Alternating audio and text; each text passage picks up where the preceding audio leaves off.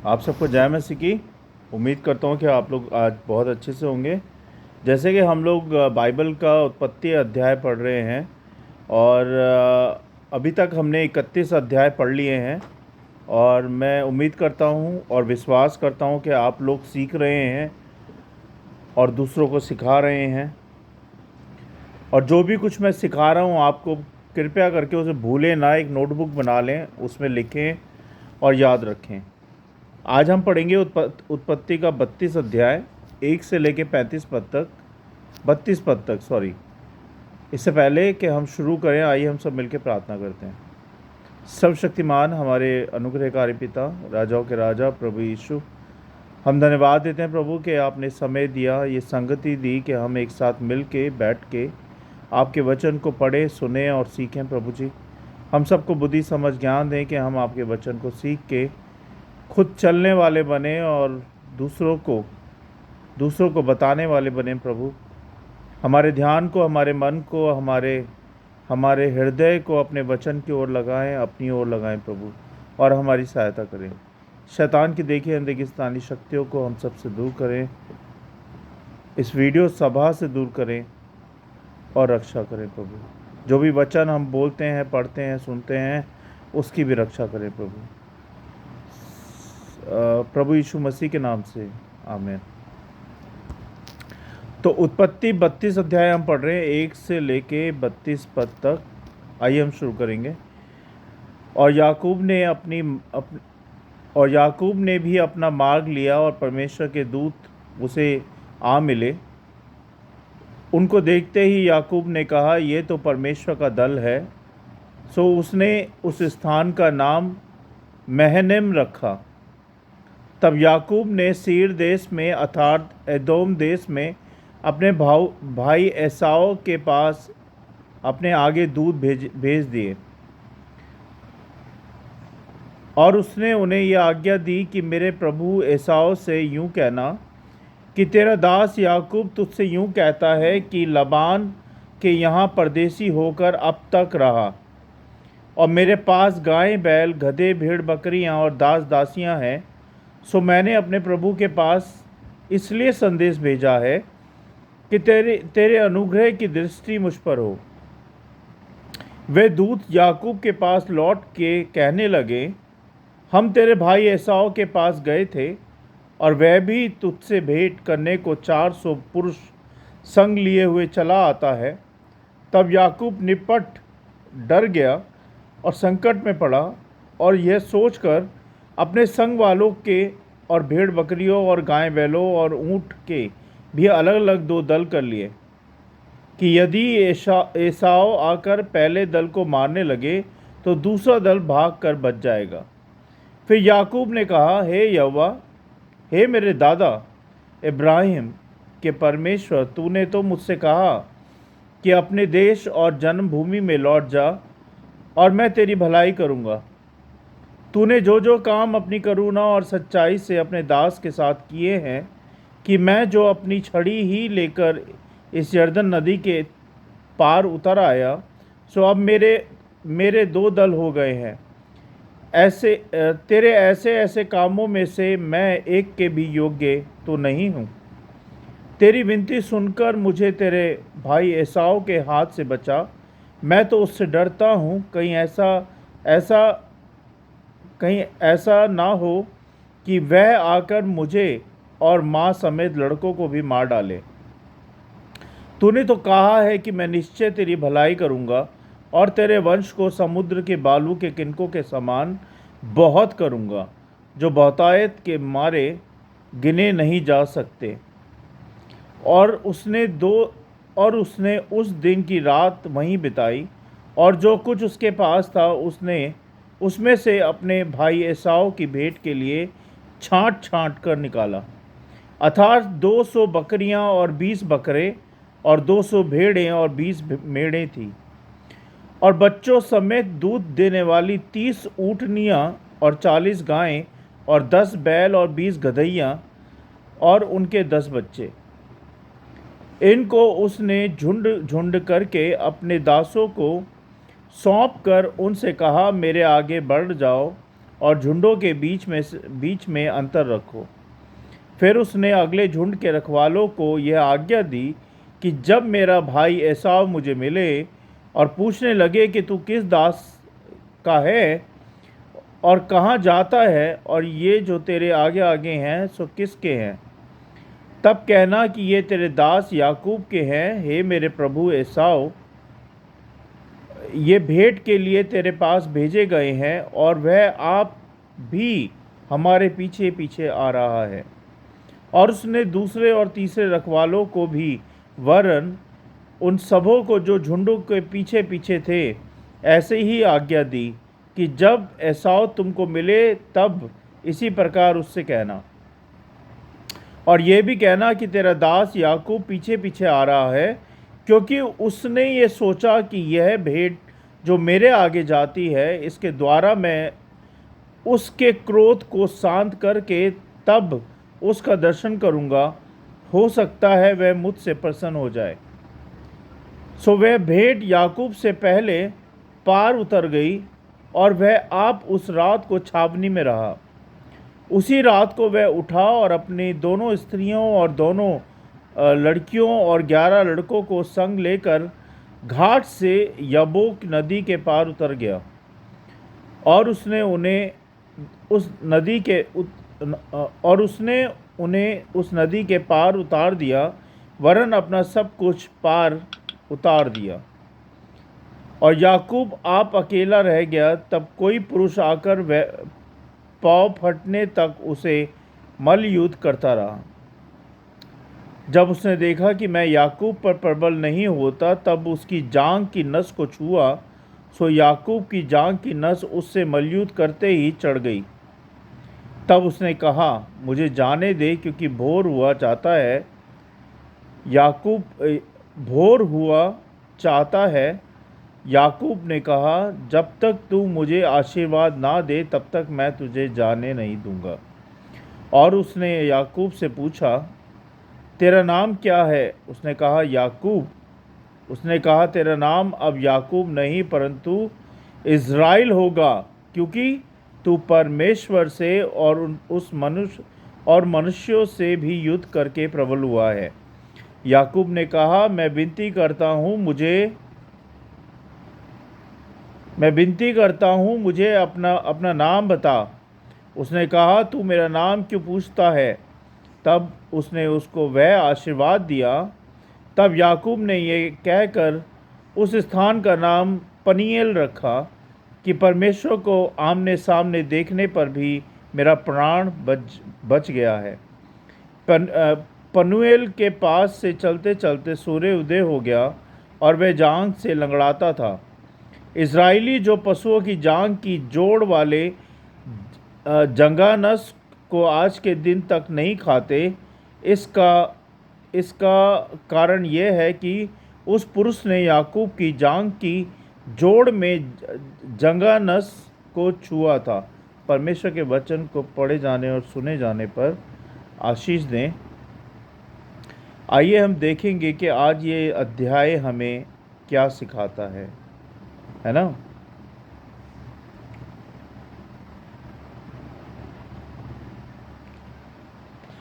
तो पहले हम इसके इंट्रोडक्शन की बात कर लेते हैं, यानी कि परिचय की बात कर लेते हैं कि इस अध्याय का परिचय क्या है ना। हमें याकूब के जीवन से एक महत्वपूर्ण मोड़ पर याकूब का जीवन हमें एक महत्वपूर्ण मोड़ पर ले जाता है, और यह अध्याय डर, संघर्ष और आत्मसमर्पण और परमेश्वर की कृपा की एक अद्भुत कहानी है ना।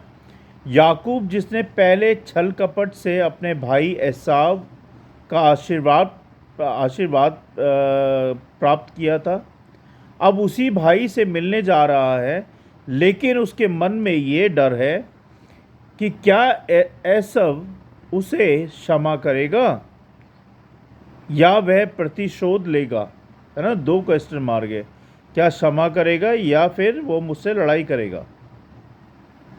इस स्थिति में याकूब ने जो किया वही हमें एक महत्वपूर्ण आत्मिक शिक्षा देता है। वो क्या शिक्षा है हम देखेंगे। उसने परमेश्वर से प्रार्थना की, उसने मेल मिलाप का प्रयास किया, दूसरी बात, और अंततः उसने परमेश्वर के साथ एक आत्मिक संघर्ष किया, आध्यात्मिक संघर्ष किया, जिसने उसका जीवन हमेशा के लिए बदल दिया, है ना। ये इसका परिचय बताता है इन अध्याय का। अब हम देखेंगे कि इसका निष्कर्ष क्या बोलता है, इन वचनों का निष्कर्ष क्या बोलता है। पहली बात, इसमें डर और चिंता बताता है यह अध्याय। याकूब अपने अतीत की गलतियों से डरता था, है ना। जैसे हम भी अपने जीवन में डर और पछतावे का सामना करते हैं कि नहीं करते। जब हम अपने जीवन में कोई ऐसा पाप कर देते हैं जो कि हम माफ़ी तो मांग लेते हैं परमेश्वर से, अंगीकार तो कर लेते हैं, लेकिन हम डर में रहते हैं कि कहीं हमारा ये पाप हमारे जो भविष्य है उसमें खुल ना जाए सबके सामने। होता है कि नहीं होता ऐसा। जैसे कि हमने 5 साल पहले कोई ऐसा घिनौना पाप किया था जिसके बारे में हमारे दोस्तों को, परिवार को या और किसी को पता नहीं है, और वो परमेश्वर तो माफ़ कर देते हैं, लेकिन हम डरते रहते हैं कहीं हमारा वो पाप उजागर ना हो जाए, कहीं वो हमारा पाप सबके सामने ना आ जाए तो हम शर्मिंदा हो जाएंगे, हम क्या कहेंगे लोगों को, क्या नहीं कहेंगे। तो इस डर से हम जीते हैं, है ना। तो यहाँ पे वही बात ये बता रहा है कि डर और चिंता, इसको याकूब अपने अतीत की गलतियों से डरता था। जैसे कि मैंने आपको बताया, हर ह्यूमन बीइंग के जीवन में कोई ना कोई गलती हो जाती है, जाने अनजाने में, कभी कभी जानबूझ के। और वो गलतियों का पछतावा तब होता है, रियलाइज़ तब होता है जब कि उसको रियलाइज़ हो जाता है कि ये गलती, ये पाप जो मैंने किया है बहुत गलत किया है। और वो ये सोचता है कि कहीं जाने अनजाने में ये पाप, ये गलतियां सबके सामने उजागर ना हो जाएं, और अगर ये उजागर हो गई तो कहीं लोगों के सामने मुझे शर्मिंदा ना होना पड़े। तो इसीलिए वो उस डर और चिंता में रहता था याकूब। और आज भी लोग बाग कई बार ऐसे पाप और ऐसे कांड कर देते हैं जिनके उजागर होने की उन्हें चिंता लगी रहती है, कहीं ये उजागर ना हो जाए, है ना। लेकिन परमेश्वर तो सत्य हैं और उनके सामने कोई भी पाप, कोई भी बुराई, कोई भी ऐसी बात छिप नहीं सकती, है ना, जब तक कि आप उसको अंगीकार ना कर लो। तो ये जो पहली बात मैंने आपको बताई, डर और चिंता, याकूब अपने अतीत की गलतियों से डरता था, जैसा हम भी अपने जीवन में डर और पछतावे का सामना करते हैं, है ना। दूसरी बात, प्रार्थना और विश्वास। याकूब ने अपनी कमज़ोरी को पहचाना और परमेश्वर से सहायता मांगी। हम भी, मैं भी और हम सब भी, जब हम अपनी कमज़ोरी को पहचान लें और आपको लगे कि आपसे वो नहीं हो पा रहा है, कोई भी कार्य, कोई भी बात जो आपके कंट्रोल से बाहर है, मतलब जो आप नहीं कर सकते, है ना, परमेश्वर से उसकी सहायता मांगिए। और आप देखिए, जब आप सच्चे मन से, सच्ची श्रद्धा से परमेश्वर के सामने उस प्रॉब्लम को रखेंगे तो परमेश्वर उसको कंप्लीट करेंगे। ये मेरा पर्सनल एक्सपीरियंस है। जब मैं ऐसे काम बहुत आते हैं, अब मैं छोटी सी गवाही भी दे देता हूँ यहाँ पे अपनी। मेरी उम्र है कम से कम 46-48 साल। और मेरे को कम से कम 26 27 28 साल का एडमिन जॉब का बहुत अच्छा एक्सपीरियंस है। एडमिन यानी कि मैनेजर एडमिन का, है ना, ऑफिस को मैनेज करना, हर चीज़ मैं एडमिन में सब कुछ आ जाता है वो, है ना।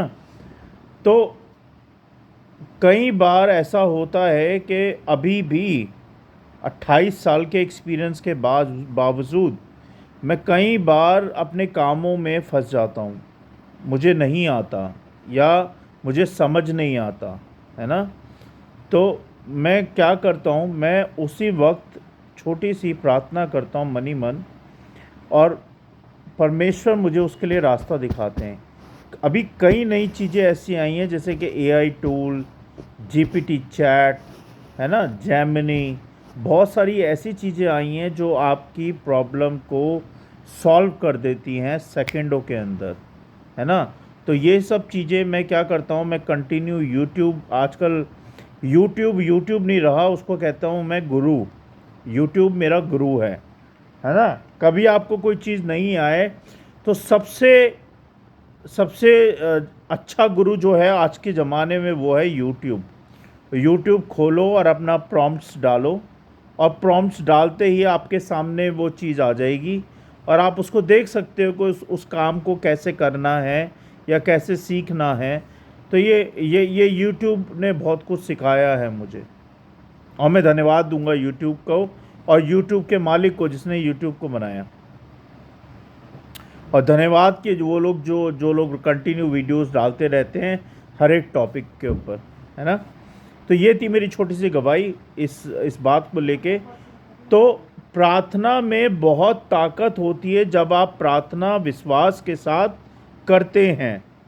अगर आपका विश्वास प्रभु यीशु मसीह पे नहीं है तो प्रार्थना करने का कोई अर्थ नहीं है। जब तक आपका विश्वास प्रभु यीशु मसीह पे है तब तक आपकी प्रार्थना का कोई ना कोई अर्थ है, और पक्का अर्थ है ना। तो इसीलिए अगर आप अपनी प्रार्थना का उत्तर जानना चाहते हैं, लेना चाहते हैं, तो प्रभु यीशु मसीह पे विश्वास करें, विश्वास के साथ, और प्रार्थना करें, और आपकी मनोकामना ज़रूर पूरी होगी। लेकिन इसलिए बोल रहा हूँ मैं, परमेश्वर के समय के अनुसार परमेश्वर आपकी प्रार्थना का उत्तर देंगे, है ना, और परमेश्वर आपकी सहायता करेंगे। पहले भी करते थे और आज भी करते हैं। जो सच्चे, ईमानदार, ऑनेस्ट विश्वासी हैं, जो परमेश्वर की आज्ञाकारिता में चलते हैं, जो परमेश्वर पर ही भरोसा करते हैं, जो परमेश्वर का डर और भय मानते हैं, जो परमेश्वर को पहचानते हैं, उन्हीं की प्रार्थनाएं पूरी होती हैं। तीसरी बात, संघर्ष और आत्मसमर्पण, है ना। कभी कभी हमें परमेश्वर से अपनी आशीषों के लिए संघर्ष करना पड़ता है। क्यों करना पड़ता है संघर्ष? लेकिन आत्मसमर्पण करना ही सही मार्ग होता है। इसका अर्थ ये होता है कि जब आप पाप करते हो, बुराई करते हो, मक्कारी करते हो, चोरी करते हो, मैं आपको नहीं बोल रहा हूँ, अगर कोई ऐसा करता है तो उसको क्या करना चाहिए? परमेश्वर की संगति में इमीडिएटली आ जाना चाहिए। परमेश्वर के आगे घुटने टेक के सच्चे मन से प्रार्थना करनी चाहिए कि परमेश्वर, मैं पापी हूँ, मुझसे पाप हुआ है, और मैं आपकी अगुवाई चाहता हूँ या चाहती हूँ, मुझे माफ़ कर दीजिए। और देखिए, जैसे घर में एक पिता और माता अपने बच्चों को गलती मानने पे प्यार करते हैं, ऐसे ही पिता परमेश्वर प्रभु यीशु मसीह आपको कितना प्रेम करेंगे जब आप अपनी गलतियों के लिए पश्चाताप करेंगे, अपने पाप के लिए पश्चाताप करेंगे, तो वो आपको अपने गले से लगा लेंगे, जैसे एक पिता और माता अपने बच्चों को गले से लगाती है। प्रभु यीशु मसीह भी तो हमारे माता पिता हैं, प्रभु यीशु मसीह एक हैं, पिता, पुत्र और पवित्र आत्मा एक हैं। वो पिता परमेश्वर हैं, हमारे प्रभु हैं। तो मैं क्या बात कर रहा था? हाँ, संघर्ष। कभी कभी हमें परमेश्वर से अपने आशीर्वादों के लिए संघर्ष करना पड़ता है। क्यों करना पड़ता है संघर्ष? क्योंकि आप प्रभु में ठीक नहीं चल रहे हो, क्योंकि आप जो कर रहे हो वो प्रभु को पसंद नहीं आ रहा है, क्योंकि आप जो चाह रहे हो, क्योंकि जो आप करना चाह रहे हो वो परमेश्वर को पसंद नहीं आ रहा है, वो परमेश्वर के हिसाब से नहीं हो रहा है। इसीलिए वहाँ से आपको यू टर्न मारना है। जब आप संघर्ष कर रहे हो परमेश्वर के आशीर्वाद लेने के लिए, तो आपको उसी वक्त समझ लेना चाहिए कि परमेश्वर आपसे नाराज़ हैं। किस लिए नाराज़ हैं? क्योंकि जो आप कर रहे हो वो ठीक नहीं कर रहे हो, परमेश्वर के अनुसार नहीं कर रहे हो। अगर आप परमेश्वर के अनुसार वो सब करोगे तो परमेश्वर का आशीर्वाद आपको ज़रूर मिलेगा, क्योंकि परमेश्वर का शब्द कोई भी फेल नहीं होता है ना। तो इसीलिए जब आप संघर्ष कर रहे हो परमेश्वर की आशीषों के लिए, तो इसका मतलब है कि आपको यू टर्न मारना है वहाँ से। अगर आपने वो यू टर्न नहीं मारा तो आपके संघर्ष परमेश्वर की आशीषों के लिए और भी कठिन होते जाएंगे। इसीलिए अगर आपको परमेश्वर की आशीषें पानी हैं तो उन सारे गलत कामों को छोड़ दो, उन पापों को छोड़ दो, उन बुराइयों को छोड़ दो और परमेश्वर की आज्ञाकारिता में आ जाओ, उनकी संगति में आ जाओ, उनकी बातों को मानो, उनकी बातों को सुनो ध्यान से, उनके वचन को रोज़ पढ़ो। मैंने देखा है कि आजकल वचन नहीं पढ़ता है कोई भी, इसलिए रोज़ वचन पढ़ो, रोज़ संगति करो अपने बच्चों के साथ, अपने परिवार के साथ, और रोज़ परमेश्वर के वचन को बांटो, दूसरों के साथ शेयर करो। ऐसे कितने लोग हैं जो परमेश्वर के वचन को नहीं जानते, है ना। जैसे मैं आप लोगों के साथ परमेश्वर का वचन शेयर कर रहा हूँ, ऐसे ही आप लोग भी परमेश्वर के वचन को आगे शेयर करो। और जब आप ये करोगे, देखो आपके घरों में, आपके परिवारों में कितना आनंद और कितनी शांति और कितनी खुशियाँ और कितनी सारी आशीषें आती हैं। लेकिन किसी लालच से मत करो, सच्चे मन से, सच्ची श्रद्धा से करो उस काम को परमेश्वर के लिए, और परमेश्वर खुद ब खुद आपके लिए अपने द्वार खोल देंगे, अपने भंडार खोल देंगे आपके लिए, है ना। क्योंकि वो जानते हैं कि आपकी ज़रूरतें क्या हैं, आपके मन में क्या है और आप क्या करना चाहते हो, वो सब जानते हैं। तो मैंने संघर्ष और आत्मसमर्पण के बारे में आपको बताया।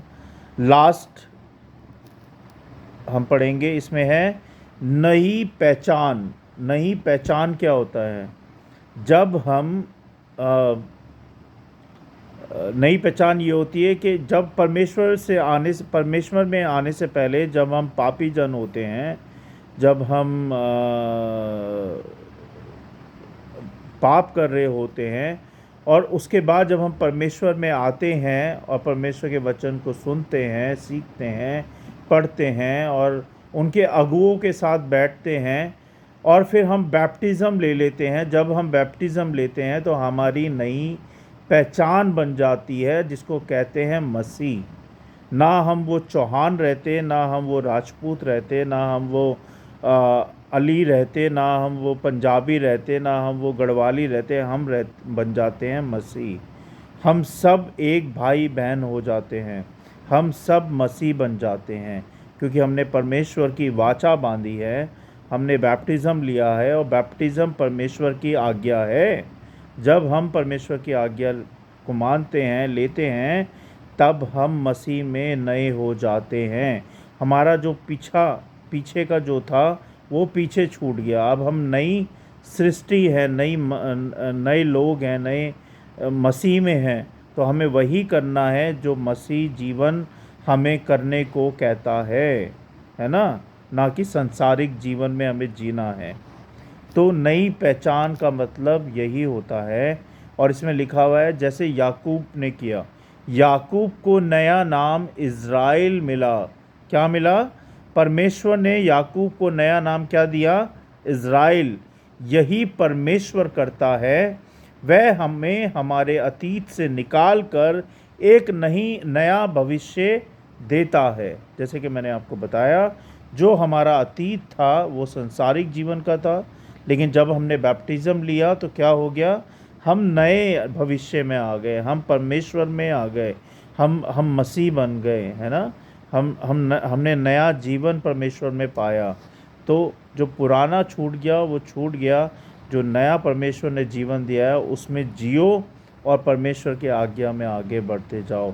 तभी आपको परमेश्वर की आशीषें, उनके आशीर्वाद मिलेंगे। आपको आशीर्वादों के लिए उनके आशीर्वादों के लिए संघर्ष नहीं करना पड़ेगा, जब आपका जीवन परमेश्वर के साथ बहुत अच्छा होगा, है ना। एक बार रिवाइज कर लेंगे हम लोग।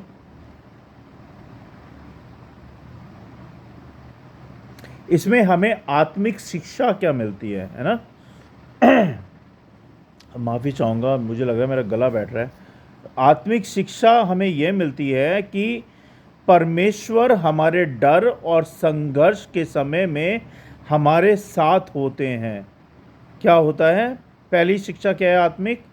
परमेश्वर हमारे डर और संघर्ष के समय में हमारे साथ होते हैं।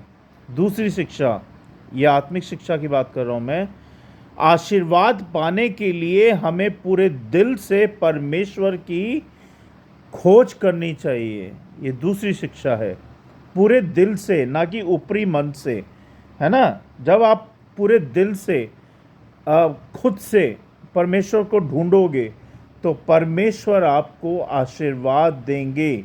आपको उसके लिए संघर्ष नहीं करना पड़ेगा।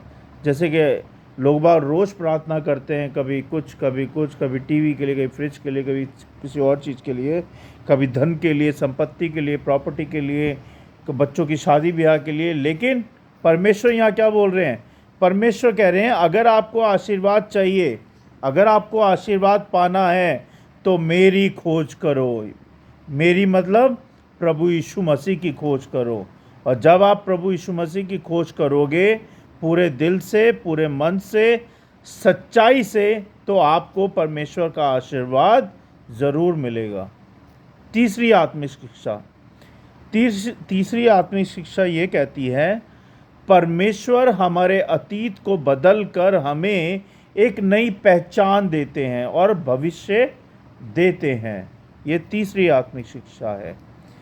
बदलते कि नहीं बदलते? हम लोग जब परमेश्वर में नहीं होते, जब हमारा हिंदू जीवन होता है, तो हम लोग बहुत ही, हमें पता भी नहीं होता कि हम कब कब कितने पाप कर रहे हैं, बुराइयां कर रहे हैं, कब हम गालियां दे रहे हैं, कब हम गलत काम कर रहे हैं, मक्कारी कर रहे हैं, चोरियां कर रहे हैं, या कुछ भी ऐसा काम कर रहे हैं जो परमेश्वर की आज्ञा के अनुसार नहीं है। तो हिंदू जीवन में जब हम रहते हैं तो वो हमारा अतीत होता है।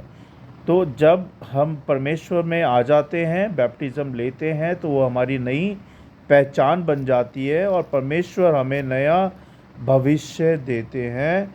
उस भविष्य को हमें सही तरह से इस्तेमाल करना है और परमेश्वर की आशीषों में उस भविष्य के साथ आगे बढ़ना है। मैं उम्मीद करूँगा भाइयों बहनों के आप लोगों ने आज इस वचन से बहुत कुछ सीखा होगा। और मैंने भी बहुत सीखा। जब मैं आपको सिखाता हूँ तो मैं भी बहुत कुछ सीखता हूँ आप लोगों के साथ। ऐसा नहीं है कि मुझे सब आता है, मैं भी आपके साथ आगे बढ़ रहा हूँ। हर अध्याय के साथ, हर पद के साथ मैं भी सीख रहा हूँ। आइए हम सब मिलकर प्रार्थना करेंगे।